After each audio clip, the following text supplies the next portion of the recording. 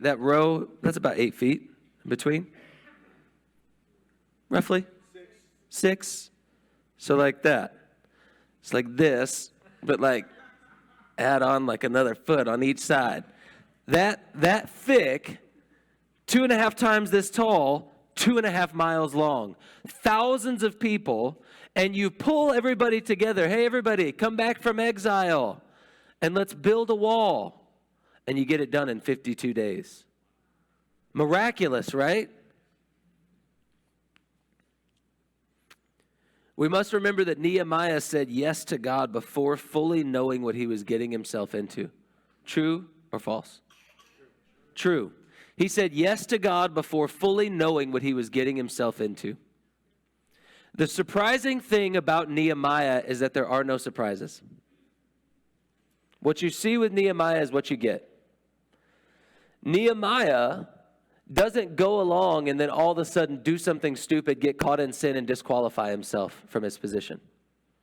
Nehemiah doesn't allow pride to sneak up on him, turn his heart towards the things of this world, and then become a terrible leader. Nehemiah does what he says he's going to do, and he doesn't let anything that comes in his way stop him, and then he completes it. And because he went there not for selfish reasons, he stays on after his original task to ensure that the people not just survive, but thrive in this new culture and in this place. Okay? What I think is beautiful is that he doesn't get tired and quit. He sticks it out to the end. He finishes the job. Then he keeps going. Once he's done with the wall, he's like, what do you guys need, a governor? Sure, I'll do that. Oh, it comes with a big pay increase. Doesn't matter. I'll give it all away. I'm just trying to get these people back to health. I'm trying to get this city back to health. I've got a job to do. And Nehemiah just does the job. He doesn't take all these extra things that he could claim as his own as a result of the hard work that he's put in. But he instead focuses on the people and gives all the glory to God. These enormous journeys of faith are so much more practical than we think.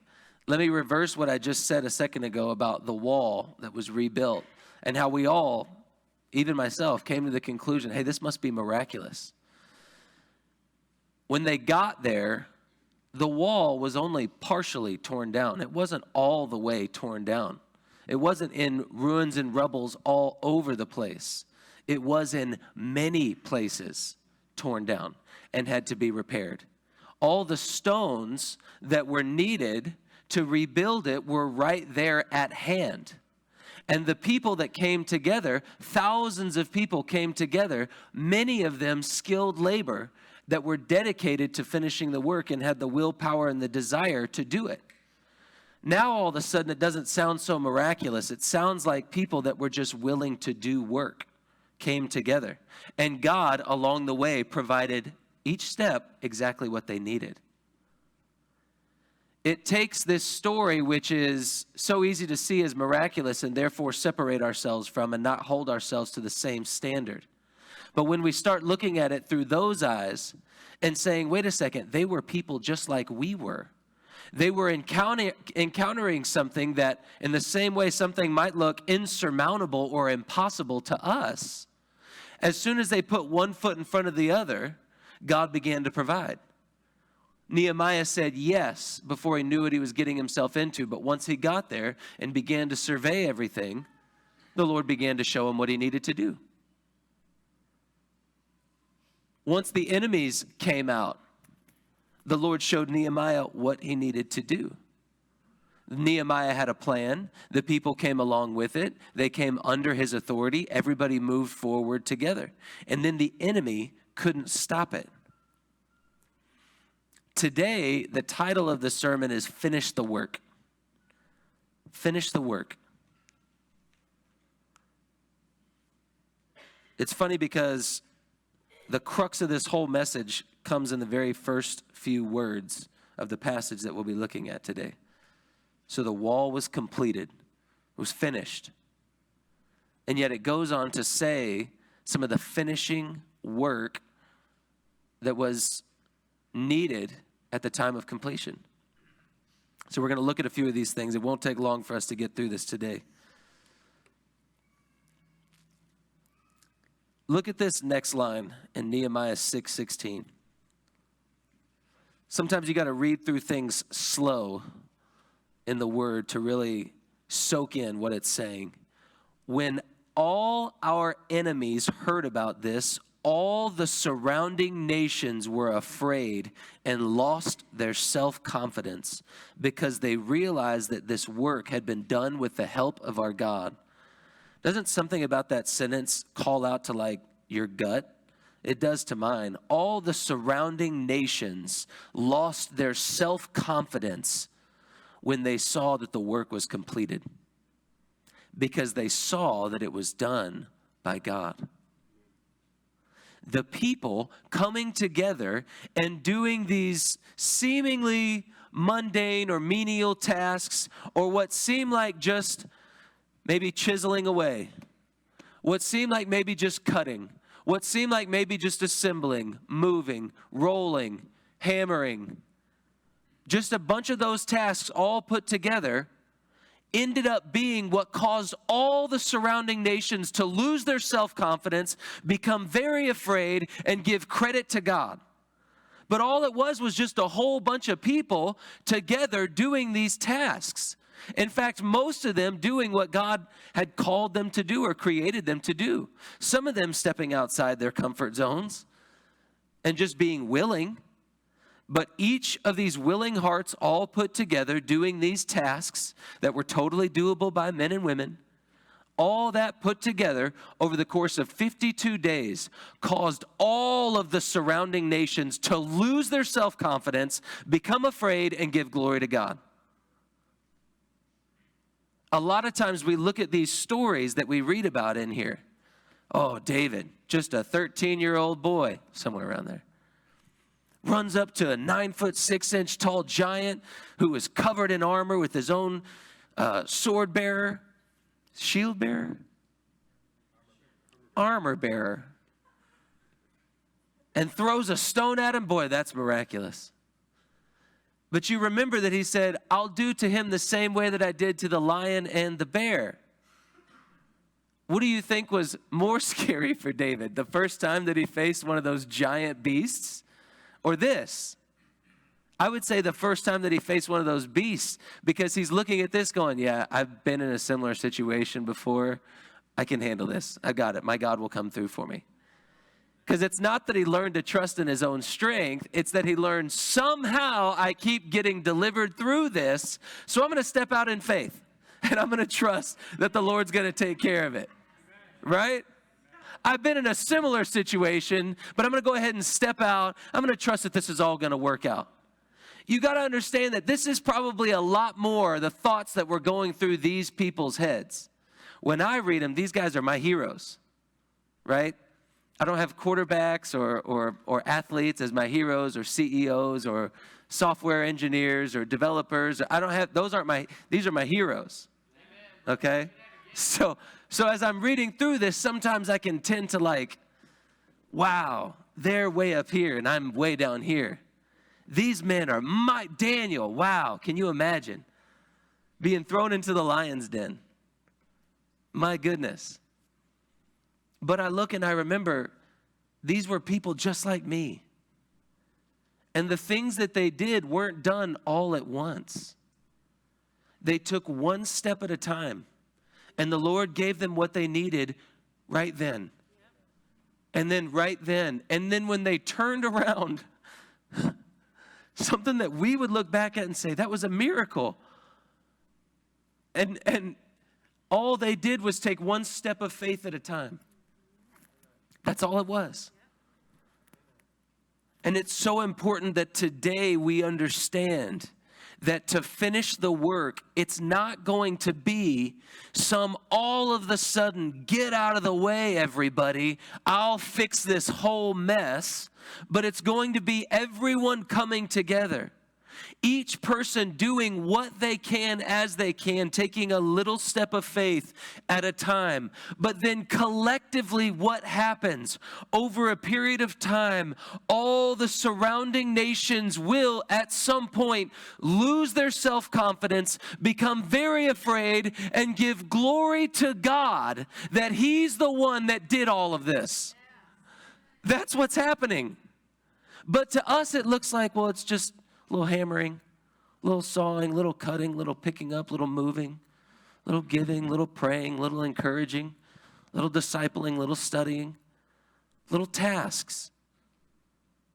But this is how these miracle things get done.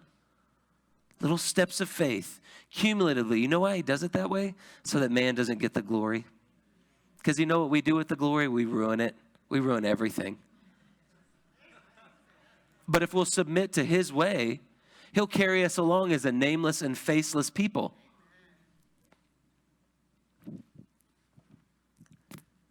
We tried it. Our first attempt at marketing was this past week with the mumps thing. We thought, how can we get every single news station to put our name on the air? I know an outbreak of the mumps. Free marketing. I watched as these news people, I was watching their faces and they're like, at a rising church. And I'm like, man, we made it.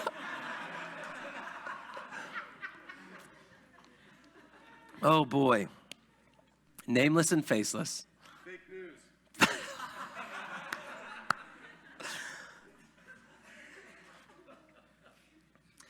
Check this out. I want to show you a picture. So we've gone through this so far. Look back in chapter 2, verse 10.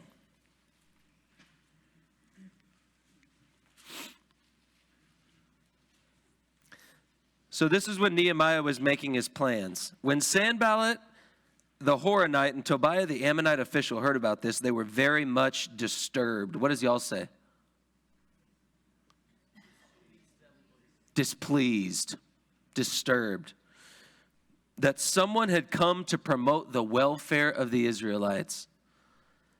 When you begin a work, the enemy gets disturbed. Look at chapter 4 in verse 1. When Sanballat heard that we were rebuilding the wall, he became angry and was greatly incensed. What does y'all say? He became what? Enraged. Furious. Continue the work, and the enemy gets angry.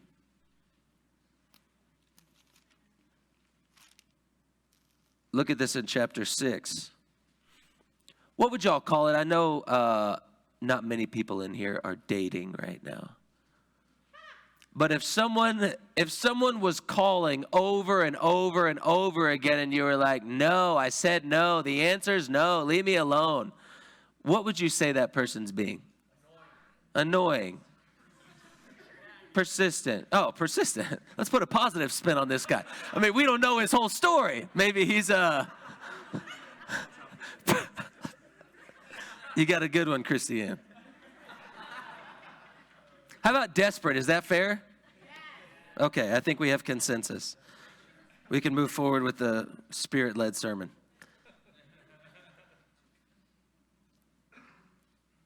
When you begin the work, the enemy is disturbed. When you continue the work, the enemy gets angry. When you near completion, this is what you see.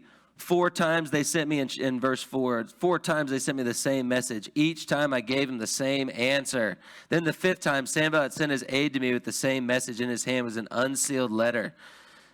Then he says in verse 8, nothing like what you were saying is happening. You're just making it up out of your head, which almost sounds like a teenager responding to another teenager. It's probably just the translation.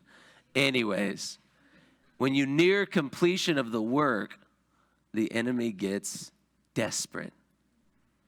Desperate. Who else was desperate? I think you see desperation in Pharaoh as all the Israelites are leaving through the Red Sea, and he sends his army in between these giant walls of waves. loses everything. I think you see desperation in Saul when he's trying to track down David and he goes to the witch of Endor to summon the soul of Samuel. I think you see desperation in a lot of people that are trying to stop the work of God. But you see desperation when you're nearing completion. But then look again at 6:16. When all our enemies heard about this, all the surrounding nations were afraid, because finish the work and the enemy is afraid. Begin the work and you disturb the enemy.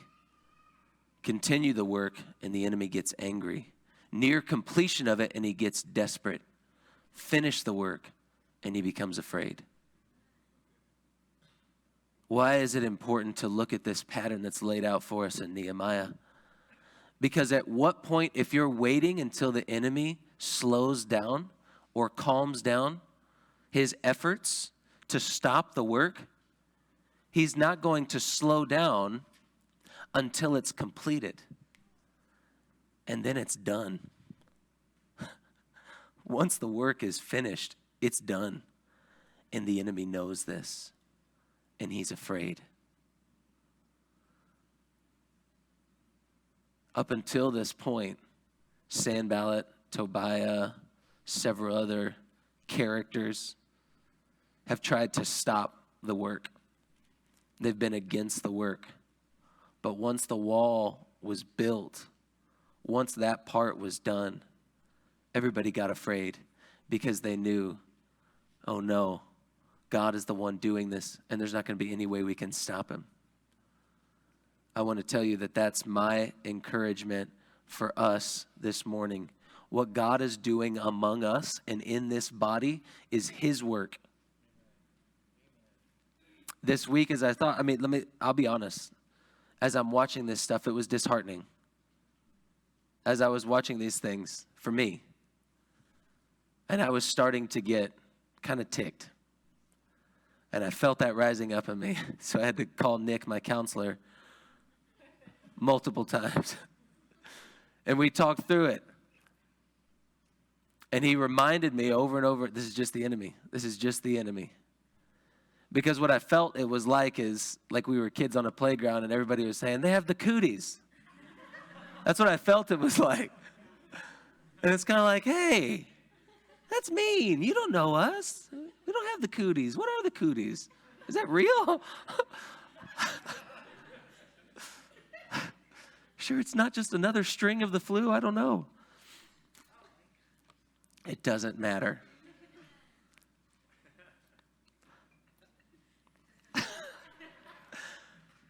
The point is that this week I was comforted by the Lord as he reminded me that this is what he was doing.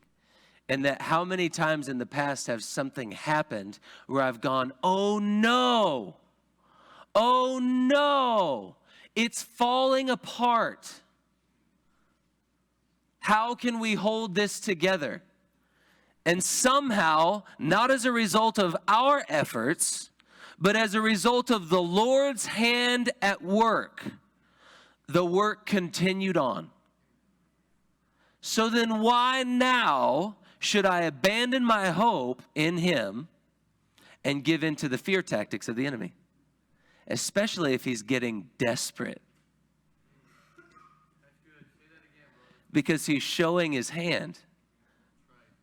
We're nearing the end of a specific work that's going on in this body. And I know that. And I know that. And we can be encouraged because the Lord will be our strength. What happened this morning was the welling up of some desperation. Because the enemy may be desperate to stop the work, but his desperation prompts a desperation in the hearts of people to reach out to him.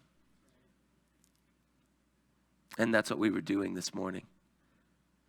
It prompts a desperation.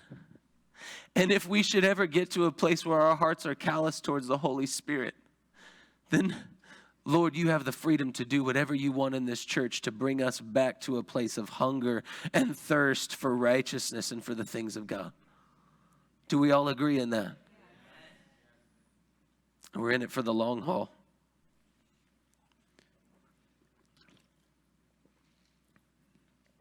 Nehemiah 6:17.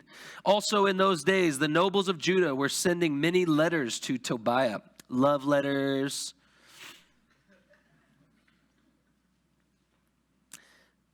And replies from Tobiah kept coming to them. For many in Judah were under oath to him, since he was son-in-law to Shechaniah, son of Era, and his son Jehohanan had married the daughter of Meshullam, son of Berechiah. Moreover, they kept reporting to me his good deeds and then telling him what I said. And Tobiah sent letters to intimidate me. Doesn't this sound like junior high? So Tobiah, let me give you the skinny on this guy, Tobiah. Tobiah was an Ammonite official or an Ammonite servant. And so he was likely some governor type position. But he had relationships that made him good with the people of Jerusalem. Okay? Those relationships that he had are the people of Judah and the people of Jerusalem. Those relationships that he had endeared those people to him financially.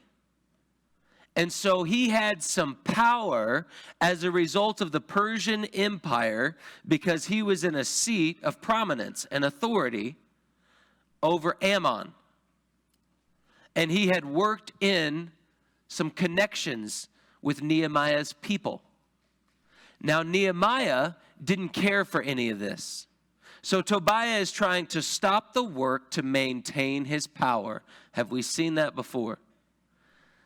The enemy trying to stop the work of God to maintain his power. We've talked about that in this place before, right? That's a tactic of the enemy. And he uses people to do it. People wanting to maintain their position of prominence will fight the things of God, even if they claim to be for God themselves.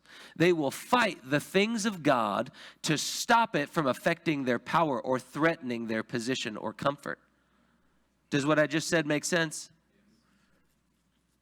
People who sit in a place of comfort or luxury or prominence or power, even if they claim that they are for God, when they try and stop or suppress the actual work of God, they are revealing that they are not for God, but they are actually on the enemy's payroll or at least working for his agenda and not God's agenda.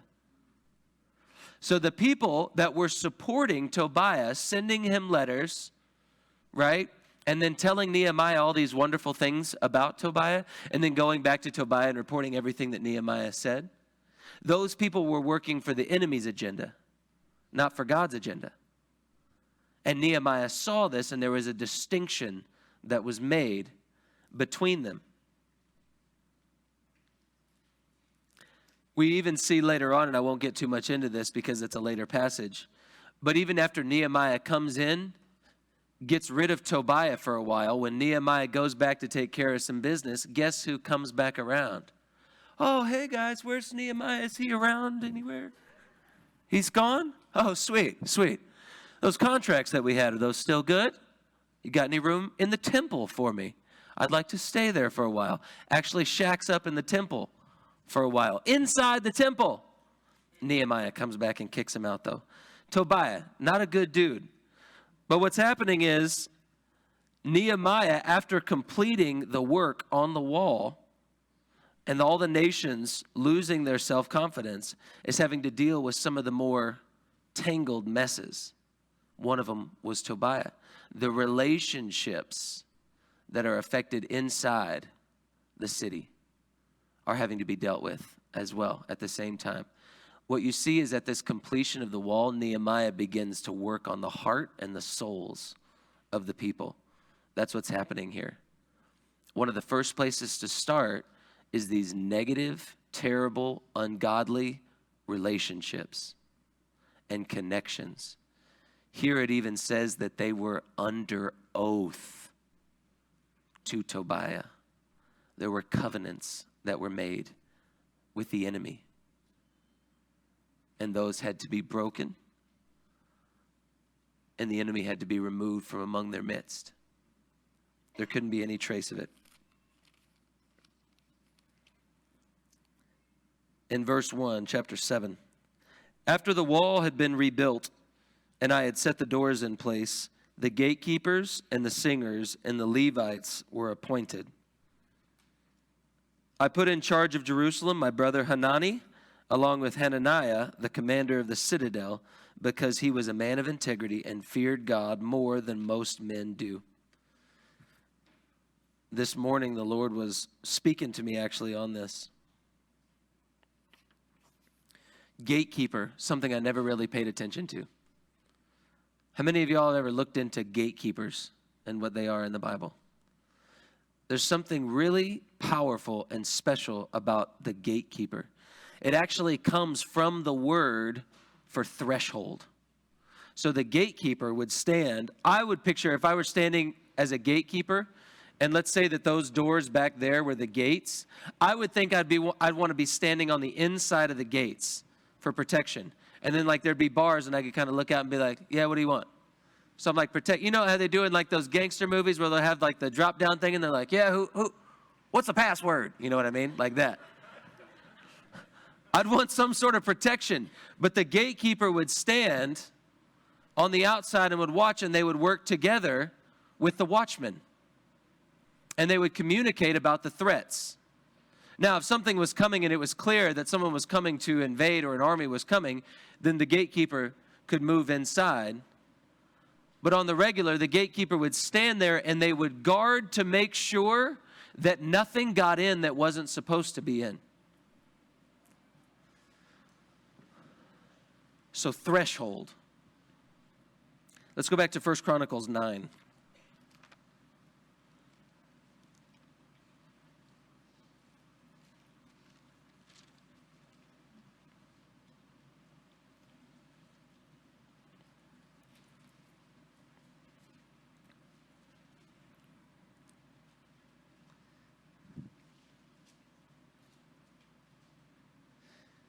So you can see in chapter 9,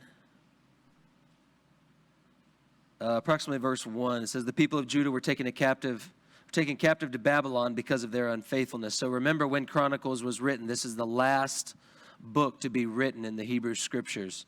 And so it's recounting a time from before as we're reading this in verse 17. The gatekeepers, Shallum, Akub, Talman, Ahiman and their brothers, Shallum, their chief, being stationed at the king's gate on the east up to the present time. These were the gatekeepers belonging to the camp of the Levites. Shallum, son of Kor, the son of Ebiasaph, the son of Korah. Oh, check that out. Korah's sons get in there. And his fellow gatekeepers from his family, the Korahites, were responsible for guarding the thresholds of the tent. That is the temple. So the threshold was the area where you went from being outside to being inside. The threshold was what blocked it.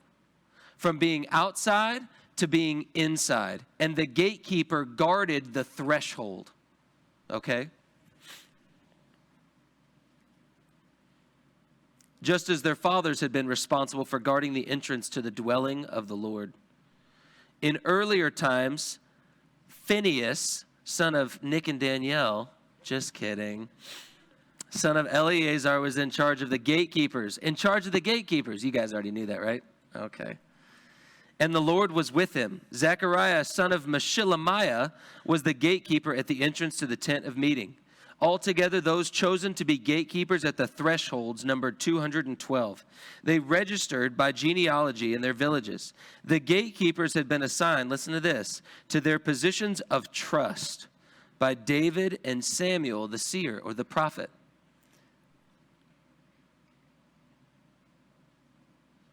They and their descendants were in charge of guarding the gates of the house of the Lord, the house called the tent. Now, already, I know what you're thinking.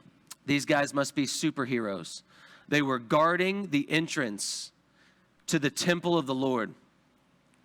These guys were the mighty men appointed by David, the king, and Samuel, the prophet, to do miraculous things, to guard miraculous things, and be in charge of miraculous things and lots of miracles.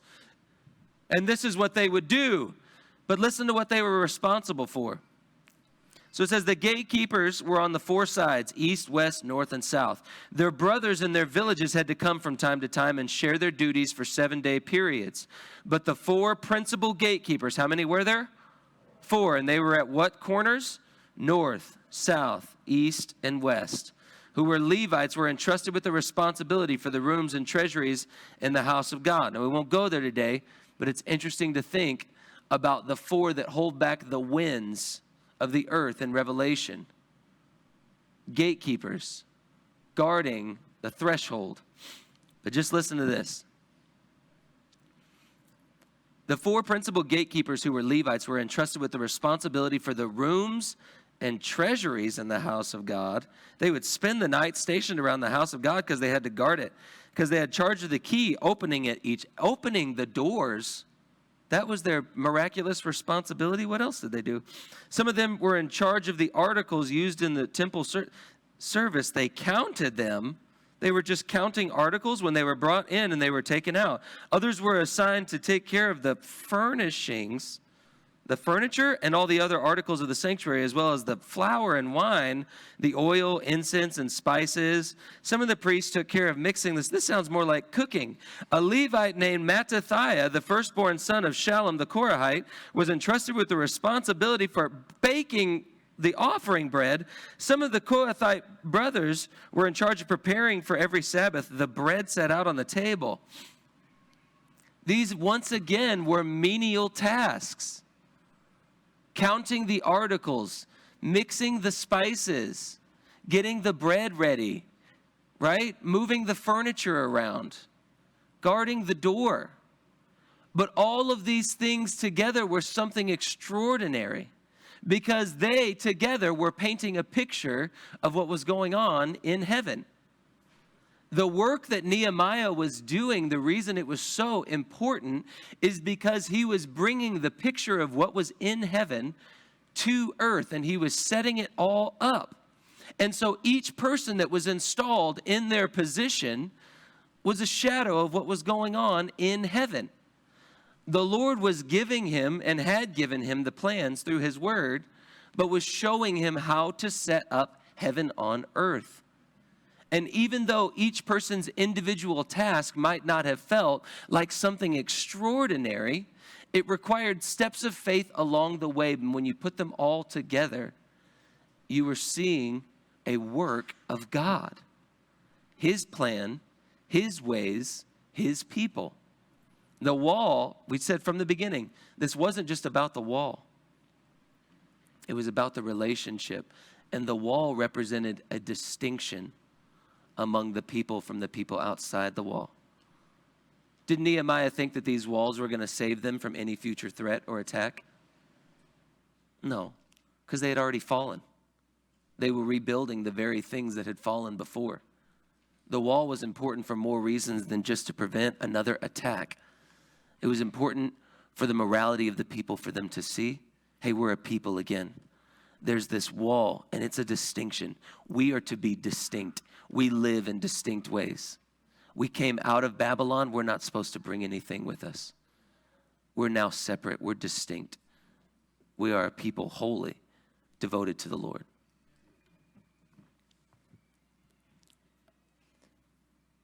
We see those who were musicians, heads of Levite families, stayed in the rooms of the temple and were exempt from other duties because they were responsible for the work day and night. So in Nehemiah appointing the gatekeepers and the singers, can you bring up that one slide? What he was actually doing is helping restore holiness, giving the people a sense of protection, also establishing financial structure because they were counting and they were taking care of the giving. Order was being reestablished in the way that the temple activities would be done. And then pleasing worship. He brought the singers and the instruments back in. He restored worship.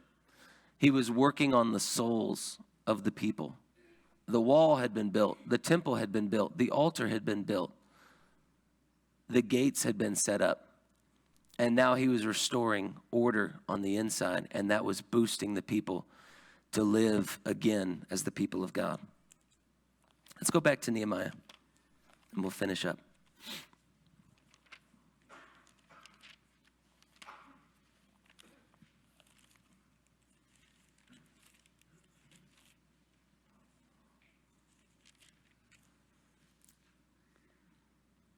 I said to them, verse 3, the gates of Jerusalem are not to be opened until the sun is hot, while the gatekeepers are still on duty. Have them shut the doors and bar them. Also appoint residents of Jerusalem as guards, some at their posts and some near their own houses. So this was one final act that we see in this passage by Nehemiah. He kept everybody on guard. They normally would open the gates so that a maximum amount of business could be done throughout the day. The gates would be opened early in the morning. They would stay open as late as they could without endangering the people.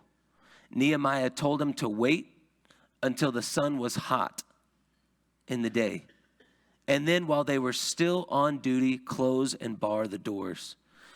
He shrunk the window that they would be engaging and interacting with the outside world, because he knew that there was still a potential for surprise attacks and that the enemy still wanted to destroy the work of God that was going on. Once the wall was finished, he didn't throw down his arms, kick up his feet, and say, we did it, it's done, it's over.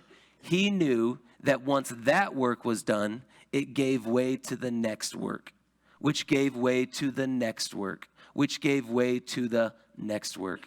In fact, all the people that we read about in Hebrews 11 were doing that same thing. They were working for something that they did not receive in that moment. And then they passed on that work, and then they passed on that work, and they passed on that work so that together with us, they might be made complete.